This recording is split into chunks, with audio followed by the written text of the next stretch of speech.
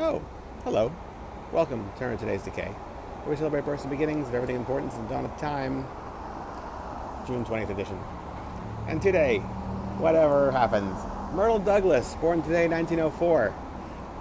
You may not know her by that name. She also went by Morojo, which is her Esperanto name, which you also might know who that is. She was Forrest J. Ackerman's girlfriend, but that is not what she should be known for. She should be known for either inventing or co-inventing cosplay, among other things. She was one of the very early science fiction fandom contributors who was, here we are on the streets of New York City, where Forey Ackerman and Morojo together first walked down these streets dressed as the characters from Things to Come in 1939 for the World Science Fiction Convention and the 1939 World's Fair. But more than just walking in public in science fiction outfits, she's the one who actually sewed these costumes and was very much involved with coming up with the approach, which then eventually becomes cosplay. So Morojo is the very much unsung. I think even Forey, people don't realize how major cosplay is of a thing today. That he was the inventor of. But hold on, pump the brakes. Morojo actually sewed those costumes and played a much larger role than what I would say she's utterly forgotten today, and does not deserve it. Additionally, was a active member of the very early fandom in the 30s. They made the Voice of Imagination fanzine together. 1904, Myrtle Douglas, Morojo.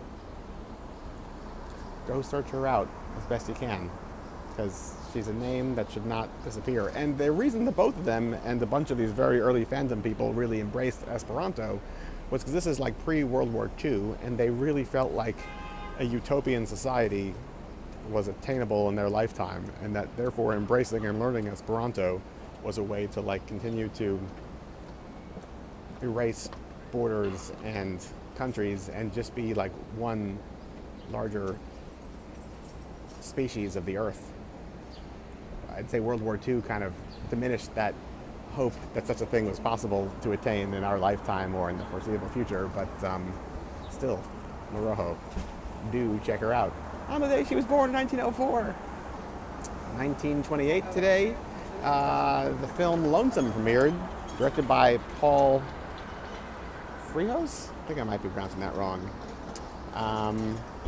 Really fantastic movie, shot on location in Coney Island, 1928.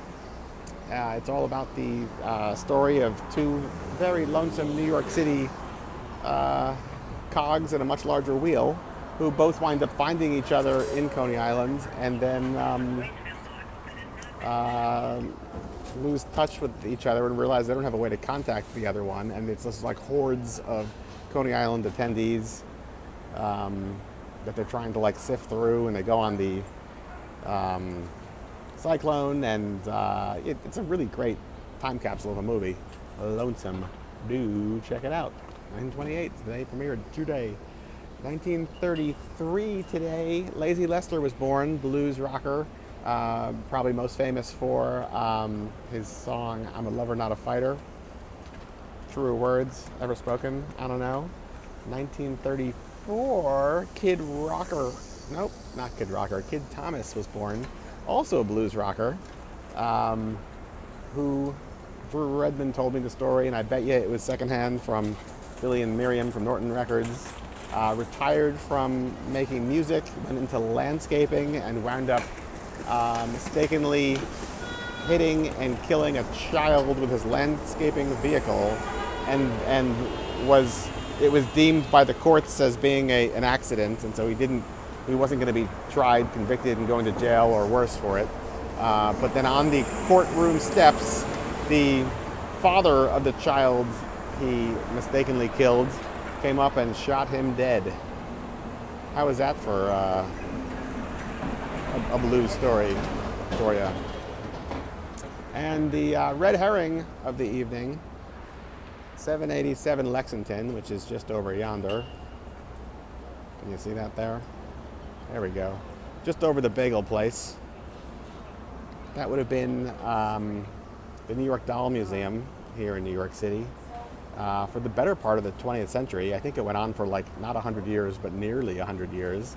And the story is that Syl Sylvain would have worked in a clothing boutique of some kind, like right over here across the street from where the New York Doll Museum was. And the New York Doll, not New York Doll Museum, New York Doll Hospital. The story was that it was here for 100 years, and you could bring your broken baby dolls here, and they would fix them up good as new. But meanwhile, the name was the inspiration for Syl Sylvain in like 1970 or so to name his fledgling band the New York Dolls. And who would know this? We just walk by it every day. Or, sometimes. When you come to Society of Illustrators, you walk by it on a regular basis. And here we are at what is one of the very early inspirations for the New York Dolls to happen. One of the coolest bands on the planet. Unrelated to June 20th, we just happen to be here. That's it. The whole day. From me to you till tomorrow. Goodbye.